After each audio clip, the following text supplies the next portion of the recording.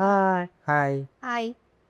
இன்னைக்கு நம்ம பார்க்க போகிற கார் வந்து மாருதி சுசுக்கியில் இருக்கக்கூடிய வேகனார். இந்த மாருதி வேகனார் கார் வந்து கம்பெனி ஒரு மைக்ரோ எஸ்யூவி கேட்டகரியில் செக்மெண்ட் பண்ணுறாங்க. ஆனால் இது ஒரு ஹேட்ச்பேக் டைப்பான ஒரு கார் தான். ஹேட்ச்பேக்லேயே கொஞ்சம் நல்லா ஸ்பேசியஸாக இருக்கும்.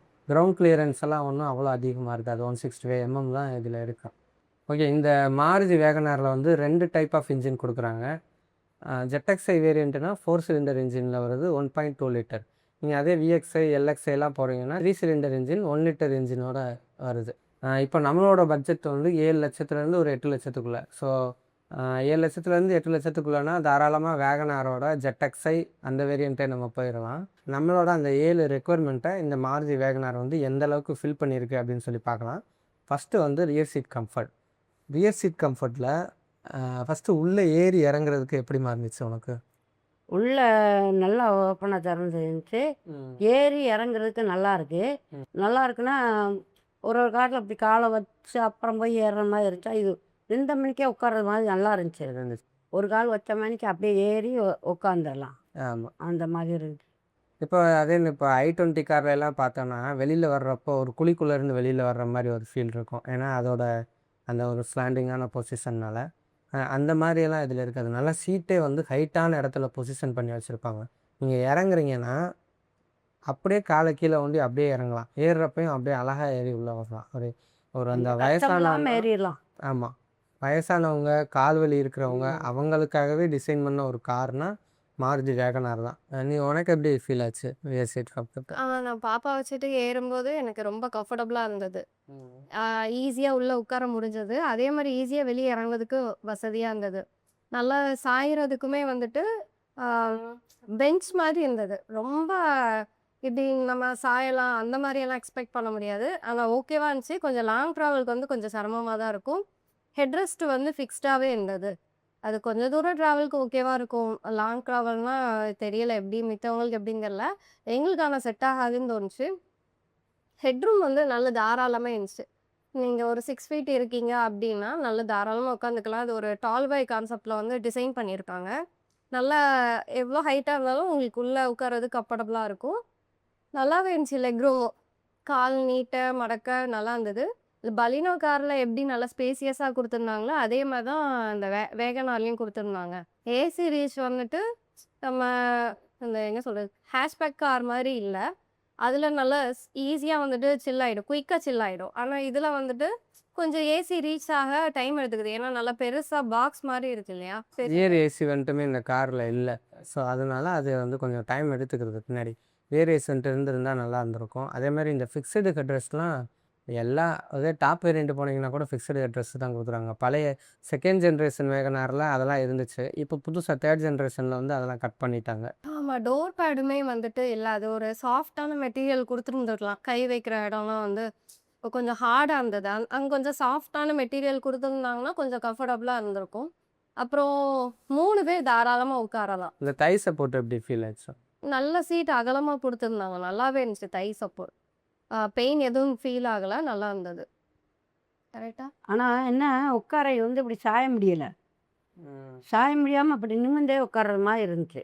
ஆமாம், அது ஒரு பெஞ்ச் சீட் மாதிரி கொடுத்துருக்காங்க. நிமிந்தே கொஞ்சம் ஸ்லாண்டிங்காக கொடுத்துருந்துருக்கலாம். அது ரொம்ப ஸ்ட்ரைட்டாக கொடுத்துருக்கறனால நிமிந்தே சீட்டே வர்றது. நிமிந்தே உட்காந்துருக்கு மாதிரி இருக்குது. ரொம்ப தொலை போனால் கொஞ்சம் பின்னாடி வயசானவங்களுக்குலாம் அந்த முதுகு வலிக்கும்.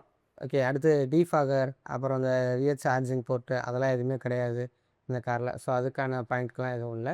ஸோ இப்போ இந்த மாதிரி தான் ஒரு ரியர் சீட் கம்ஃபர்ட்டுன்றது ஒரு சிட்டி காராக நீங்கள் எடுக்கிறீங்கன்னா ஓகேவாக இருக்கும். இதே நீங்கள் ஹைவேக்கும் சேர்த்து யூஸ் பண்ண போகிறீங்கன்னா அப்போ கொஞ்சம் யோசிச்சுக்கோங்க. இதே பட்ஜெட்டில் நிறையா கார் இருக்குது. இப்போ வந்து ஃபைனலாக இந்த ரியர் சீட் கம்ஃபர்ட்டில் எவ்வளோ வந்து ஸ்கோர் பண்ணியிருக்கு அப்படின்னு சொல்லி பார்க்கலாம். இன்க்ரெஸ் எக்ரெஸ் வந்து ஃபுல் பாயிண்ட், வித்துக்கு ஃபுல் பாயிண்ட், 3 பேர் ஈஸியாக உட்கார முடிஞ்சிச்சு. லெக் ரூமுமே நல்லா இருந்துச்சு, அதுக்கும் ஒரு மார்க் ஃபுல்லாக கொடுத்தாச்சு. தை சப்போர்ட் வந்து நல்லா தான் இருந்துச்சு. இன்னும் கொஞ்சம் எக்ஸ்ட்ராவாக கொடுத்துருந்துருக்கலாம், கொஞ்சம் பத்தாமல் இருந்துச்சு. ஸோ 0.75. அட்ஜஸ்டபிள் ஹெட்ரெஸ்ட் இல்லை, ஸோ அதுக்கு 0 மார்க். ஹெட்ரூம் தாராளமாக இருந்துச்சு, நல்லா உயரமாக இருந்துச்சு. நல்லா உயரமாக இருந்துச்சு. பார்த்துறேன். ஏசி ரீச் வந்து ஓகேவாக இருந்துச்சு. இன்னுமே கொஞ்சம் நல்லா பர்ஃபெக்டாக பண்ணியிருக்கலாம். 0.5 மார்க். விண்டோ ஓப்பன் வந்து நல்லா இருந்துச்சு. ஒரு எந்த விதமான ஒரு கிளாஸ்ட்ரோஃபோபியா ஃபீலும் வரல. வாமிட்டிங் சென்ஸ் எதுவுமே வராத அளவுக்கு நல்லா சூப்பராக பண்ணியிருந்தாங்க. ஸோ அதுக்கு வந்து ஒரு ஃபுல் மார்க். அடுத்து டோர் பேடு இதெல்லாம் எதுவுமே கிடையாது. ஸோ சீட் குஷனுமே ஓரளவுக்கு சுமாராக தான் இருந்துச்சு. ரியர் டீஃபாகர் சார்ஜிங் போர்ட்லாம் கிடையாது. ஸோ ஃபைனலாக 6.25 அவுட் ஆஃப் 10. ஓகே, அடுத்த பாயிண்ட் ஹேண்ட்லிங்கில் என்ன மாதிரி பெர்ஃபார்மன்ஸ் பண்ணியிருக்குன்னு சொல்லி இப்போ பார்க்கலாம். இப்போ நம்ம பலினோ மற்ற கார்கள்லாம் டெஸ்ட் ட்ரைவ் பண்ணிவிட்டு வேகனார் வந்து டெஸ்ட் ட்ரைவ் பண்ணுறதுக்காக வந்திருந்தோம். அப்போ எப்படி இருந்துச்சுன்னா, அந்த ஸ்டியரிங் ஃபீட்பேக்கில் first light to hard ratio light நல்லாவே லைட்டராக ஃபீல் ஆச்சு. சூப்பராக லைட்டராக ஃபீல் ஆச்சு. நீங்கள் சிட்டிக்குள்ளே ஓட்டுறதா இருந்தாலும் சரி, ஹைவேல ஓட்டுறதா இருந்தாலும் சரி, அந்த ஸ்டியரிங் வந்து அவ்வளோ ஈஸியாக நல்லா இருந்துச்சு. ஸோ அதில் எந்த பிரச்சனையுமே இல்லை, நல்லா இருக்கும். அதே நீங்கள் வந்துட்டு ஹைவே போகிறீங்கன்னா இன்னும் கொஞ்சமும் ஸ்டிஃபராக ஃபீல் ஆகணும். அப்படி ஃபீல் ஆனால் தான் அந்த கான்ஃபிடென்ட் டிரைவிங் வரும். ஸோ இதில் அது வந்துச்சான்னு கேட்டால் கண்டிப்பாக வரலை. அந்த ஹார்டர் ரேஷியோ வந்து வரலை, சாஃப்ட் நேச்சரோட தான் இருந்துச்சு. ஸ்டியரிங் ப்ரிசிஷன் பார்க்குறோன்னா, நம்ம வந்து அதான் இதுக்கு முன்னாடி ஓட்டின மாருதி கார்கள் எல்லாம் ப்ரிசிஷன் வந்து நல்லாவே சூப்பராக இருந்துச்சு. ட்ரைவ் பண்ணுறதுக்கு ஒரு மாதிரி நல்லா பெப்பியாக இருந்துச்சு. இந்த காரில் வந்து அந்த பெப்பினஸ் வந்து இல்லை. ஸ்டியரிங்கோட சென்டரில் ஒரு டெட் ஜோன் வந்து நல்லா ஃபீல் ஆச்சு. இப்போ நீங்கள் வந்து கார் நேராக போய்கிட்டே இருக்குது, ஒரு வளையக்கூடிய இடமே இல்லை, நேராக தான் போயிட்டுருக்குன்னா நீங்கள் என்ன பண்ணுவீங்கன்னா, சும்மா ஸ்டியரிங்கில் கை மட்டும் வச்சுருப்பீங்க. சில பேர் வந்து கையையுமே எடுத்துருவாங்க. அந்த மாதிரி ட்ரைவ் பண்ண முடியாது. ஒரு சென்டர் பாயிண்ட்டில் வந்து சின்ன டெட் ஜோன் இருக்குது. அது சின்ன சின்ன கரெக்ஷன் அப்பப்போ பண்ணிக்கிட்டே இருக்கணும் அப்படின்ற மாதிரி கொடுக்குது நம்மளுக்கு அந்த ஸ்டியரிங் ஃபீட்பேக். ஓகே, அடுத்து வைப்ரேஷன் தான் நல்லா ஃபீல் குட்டாக இருந்துச்சு. அது எந்த பிரச்சனையும் இல்லை. ஸோ ரோடுக்கும் நம்ம கைக்குமான கனெக்ஷனை வந்து ரொம்ப பர்ஃபெக்டாக பண்ணிகிட்டு இருந்துச்சு. செல்ஃப் சென்டரிங் பார்த்தோன்னா, மற்ற மாருதி கார்கள் இருக்கிற அளவுக்கு ஒரு செல்ஃப் சென்டரிங் வந்து இந்த காரில் இல்லை. ஒரு யூடர்ன்லாம் பண்ணுறோம் அப்படின்னா ஆட்டோமேட்டிக் செல்ஃப் சென்டர் ஆகுது, ஆனால் ரொம்ப ஸ்லோவாகுது. ஸோ நம்ம ஒரு சப்போர்ட் கொடுத்து டக்குன்னு திருப்பணும், அந்த மாதிரி ஒரு ஃபீல் ஆகுது. அதேமாதிரி ஸ்டியரிங்கை வந்து நீங்கள் திருப்புறப்போ உடனே திரும்புதான்னு கேட்டால் அவ்வளோ அக்யூரேட்டாக திரும்புறதில்ல. பாடி கொஞ்சம் நல்லா உயரமாக இருக்கிறதுனால ஃபஸ்ட்டு வந்து பாடி திரும்புது, அதுக்கப்புறமா தான் நம்மளுக்கு வந்து அந்த கார் திரும்புகிற மாதிரி ஃபீல் ஆகுதா. ஸோ நமக்கு அந்த பெப்பி டிரைவிங் மிஸ் ஆகுது. இன்னொன்று அந்த கான்ஃபிடென்ட்டுமே கொஞ்சம் மிஸ் ஆகுது. பாடி ரோல் வந்து இந்த கார் வந்து ஒரு டால்பாய் கான்செப்ட் கார் அப்படின்றதுனால நல்லாவே பாடி ரோல் ஃபீல் ஆச்சு. ஸோ அது அம்மாக்கெலாம் நல்லா ஹெவியாக ஃபீல் ஆச்சு. அது உனக்கு எப்படிமா இருந்துச்சு இந்த நம்ம திருப்புறப்போ இதெல்லாம் உடம்பு இங்கிட்டும் இங்கிட்டும் இப்படி ஆடிக்கிட்டே தான் இருந்துச்சு. ஆடிக்கிட்டே இருந்துச்சு, தூக்கி போட டம் கொண்டு ஒரு இடத்துல வேறு அப்படி இதனையில் ரொம்ப அடிவெட்டது மாதிரி இருந்துச்சு. இங்கே இப்படி குலுங்கலாம், பயங்கரமாக குலுங்குவோம். போய்கிட்டு இருக்கையில் இப்படி இங்கிட்டு அலப்பிக்கிட்டே இருந்துச்சு. ஓகே, அடுத்து வந்து சஸ்பென்ஷன் அண்ட் ஸ்டெபிலிட்டி பார்த்தோன்னா, இது வந்து மாருதி பலினோவோட அதே ஹார்டாக் பிளாட்ஃபார்மில் தான் இதை பண்ணியிருக்காங்க. இருந்தாலும் சஸ்பென்ஷன்லாம் மாருதி பலினோ அளவுக்கு இந்த வேகனாரில் இல்லை. 165 தான் கிரவுண்ட் கிளியரன்ஸ் கொடுத்துருக்காங்க. ஜென்ரலாக மாருதி கார்கள் எல்லாமே அவ்வளோவுக்கு கீழே தரையில் இறங்காது. ஆனால் வேகனார் வந்து நீங்கள் நல்லா ஹெவி லோடாக ஏற்றுனீங்கன்னா கீழே இறங்குது. ஸோ அதனால் கீழே வந்து இடிச்சிருமோ தட்டுமோ அப்படின்ற ஒரு ஃபீல் இருக்குது. ஏன்னா வேகனார் மேக்ஸிமம் யூஸ் பண்ணுறவங்க டீபோர்டு யூஸ் பண்ணுறவங்க லோடெல்லாம் ஹெவியாக ஏற்றி தான் கொண்டு போவாங்க. அப்படி கொண்டு போகிறப்ப கொஞ்சம் கீழே இறங்குது அப்படின்ற மாதிரி சொன்னாங்க. இன்னொன்று, அந்த கீழே இறங்கக்கூடாதுன்றக்காக சில வேலைகள்லாம் பார்த்துருக்காங்க. அதுவே கொஞ்சம் தவறுதலாகவும் முடிஞ்சிருந்துருக்கு. சஸ்பென்ஷன் கொஞ்சம் ஒரு மாதிரி சாஃப்ட் சஸ்பென்ஷனாக இருக்கிறதுனால லோடு அதிகமாக ஏற்றுறப்போ கீழே இறங்குது. ஸோ அதுக்காக வந்து ஒரு ஸ்பேசர் ரிங் அப்படின்னு சொல்லி ஒரு ரிங் இருக்கும். அது வந்து நம்ம ஷார்க் அப்சார்பரோட டாப்பில் அதை மாட்டி வச்சுருப்பாங்க. ஸோ இதை வந்து ஒரு யூஸர் வந்து யூஸ் பண்ணி பார்த்துருக்காரு. அப்படி யூஸ் பண்ணுறப்ப அந்த சஸ்பென்ஷன் வந்து கீழே இறங்காமல் நல்லா மேலே ஏறி நின்றுருந்துருக்கு. அவங்களுக்கு அது வந்து ஒரு ஹெல்ப்ஃபுல்லாக இருந்திருக்கு. ஆனால் பிரச்சனை எங்கே வந்திருக்கு அப்படின்னா, இது வந்து ஒரு டால்பாய் கான்செப்ட் கார், ஆல்ரெடி நல்லா ஹைட்டாக இருக்கும். நீங்கள் இங்கே சஸ்பென்ஷனே இறங்க விடாமல் தடுத்ததுனால இன்னுமே கொஞ்சம் உயரமாயிடுச்சு. அப்படின்றதுனால பாடி ரோல் ஓவர் இன்னும் நல்லா ஹெவியாக ஃபீல் ஆகிருந்திருக்கு. ஸோ இது வந்து ஒரு யூஸர் சொன்னார். ஸோ அப்போ அதுக்கப்புறம் அவங்க என்ன பண்ணியிருந்திருக்காங்க அப்படின்னா, இந்த ஸ்பேசர் ரிங்க்கு பதிலாக சஸ்பென்ஷன் ஸ்டிஃப்னர் அப்படின்னு சொல்லி ஒன்று யூஸ் பண்ணியிருந்திருக்காங்களாம். அந்த சஸ்பென்ஷன் ஸ்டிஃப்னர் அப்படின்றது என்னென்னா, ஷார்க் அப்சார்பரோட அந்த காயிலுக்கு நடுவில் மாட்டுவாங்க. வளைவில் இதெல்லாம் வந்து சாய விடாமல் இது மேனேஜ் பண்ணும்.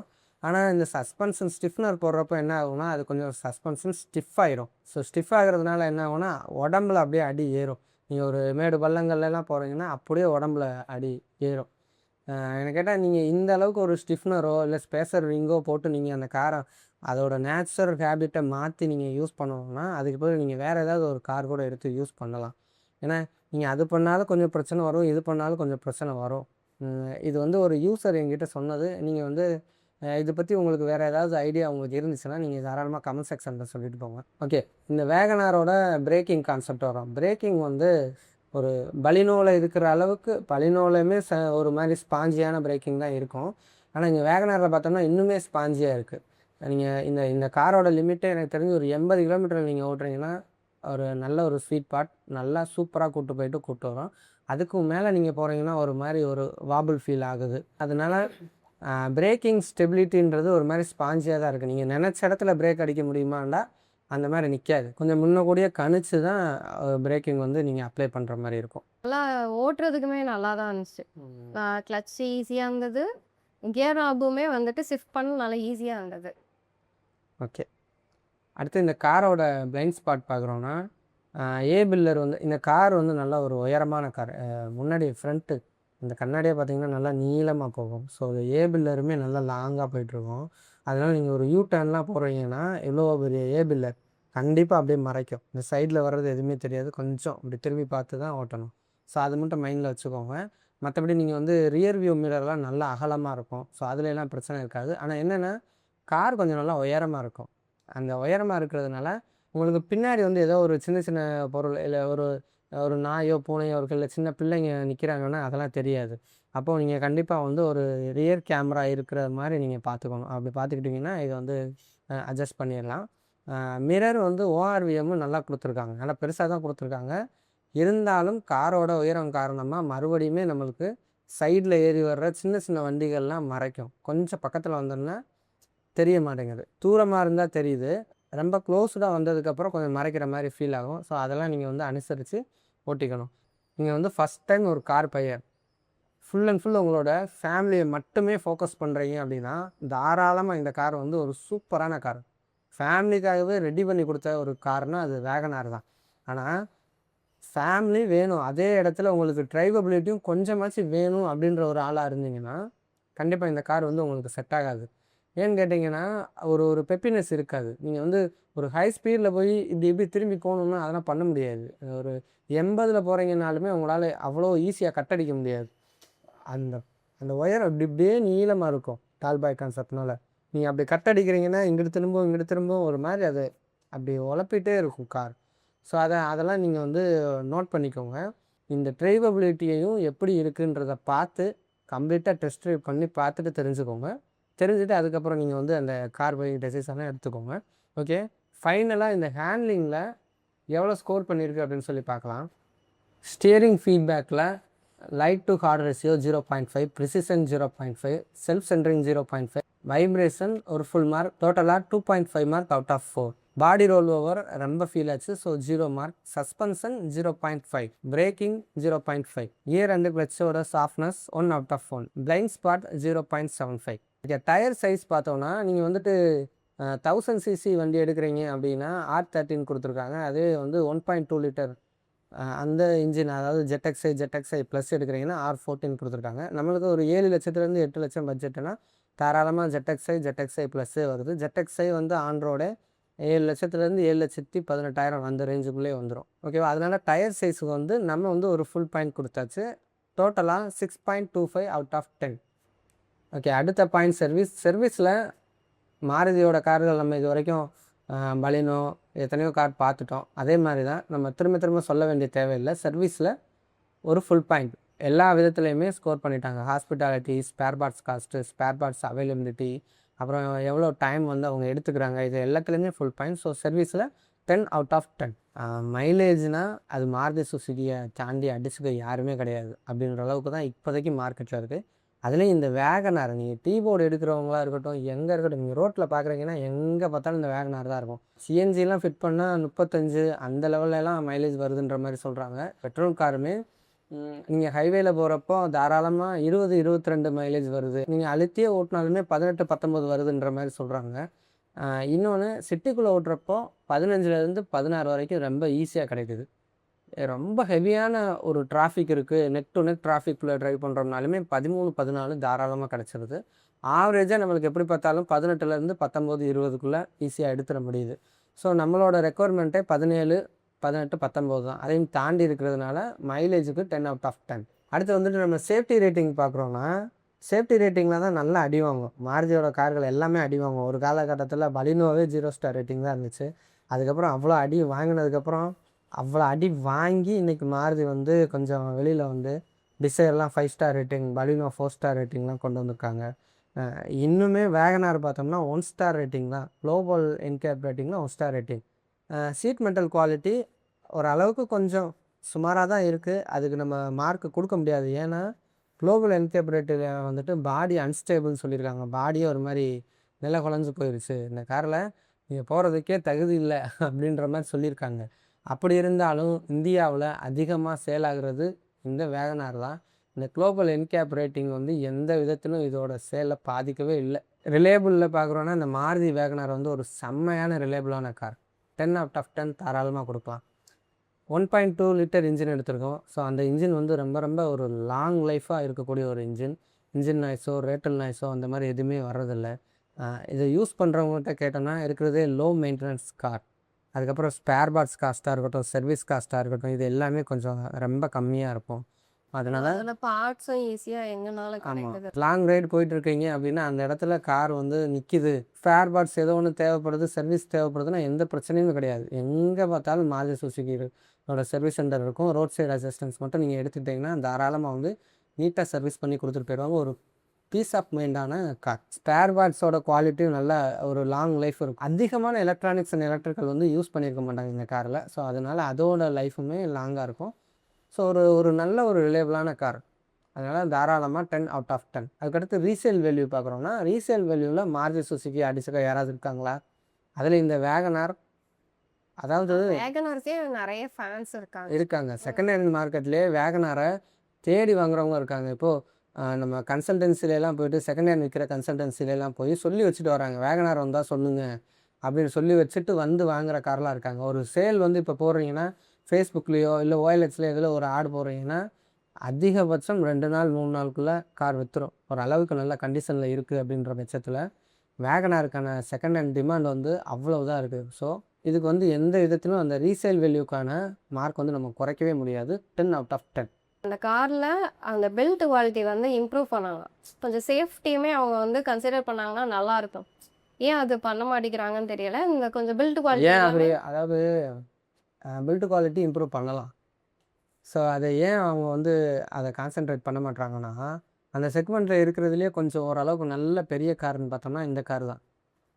அந்த காரோட விலையும் ரொம்ப கம்மி. இப்போ ஆண்ட்ராய்டு வந்து நீங்கள் பேஸ் இருக்கிறீங்கன்னா 5.5 லட்சத்துலேருந்தே ஸ்டார்ட் ஆகுது. 5.5லேருந்து 5.80க்குள்ளே எடுத்துக்க முடியும். இப்போ வந்து அவங்க பில்ட் குவாலிட்டியை வந்து அதிகப்படுத்துகிறாங்கன்னா நல்ல ஒரு டென்சைல் ஸ்ட்ரென்த் இருக்கக்கூடிய மெட்டீரியல்ஸை யூஸ் பண்ணணும். அப்போ வந்து என்ன ஆகும்னா அதோட ப்ரைஸ் வந்து அதிகமாகும். அப்போ ப்ரைஸ் அதிகமாகுதுன்னா அவங்க வந்து மார்க்கெட்டில் காம்படேட் பண்ணணும். ஸோ அந்த ப்ரைஸுக்கு எந்த கார் பெஸ்ட்டாக இருந்துச்சுன்னா அதுக்கு போயிடுவாங்க. அது ஒன்று இருக்குது. இன்னொரு விஷயம் என்னென்னா அதோட அந்த ஸ்ட்ரென்த்தையும் பில்ட்டையும் அதிகப்படுத்த வெயிட் வந்து அதிகமாகும்.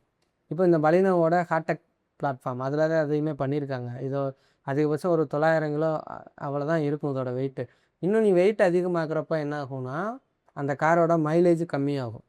மாருதி சுசுகி வாங்குறதுக்கான முக்கியமான காரணம் என்னென்னா மைலேஜ் நல்லா கிடைக்கும், நல்ல ஒரு சர்வீஸ் கிடைக்கும், விலை வந்து ஓரளவுக்கு நம்மளை கையை கடிக்காமல் இருக்கும். அந்த மாதிரி இன்னொன்று தேய்மானமே இந்த காரில் ரொம்ப கம்மி. அதனால தான் அந்த அவ்வளோ ஒரு ரிலேபிளாக இருக்குது இந்த கார்.